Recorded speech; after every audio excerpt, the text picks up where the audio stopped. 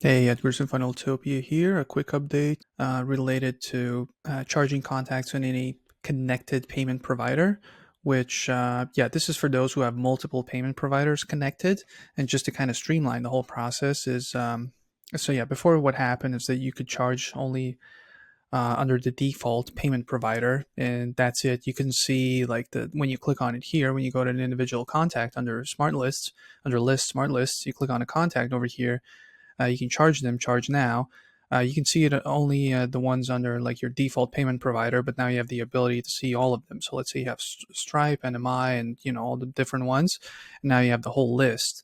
As opposed to just your default one. And then yeah, when you click on it here, charge now you can kind of either pick from the list, right? It kind of shows all of them instead of just like let's say the Stripe ones. And also you can add a new card, add a new payment method, so that kind of makes it simple as well. So yeah, make sure to go check it out. It's more streamlined now. It's not limited in that sense. It kind of includes all the payment providers that have been connected.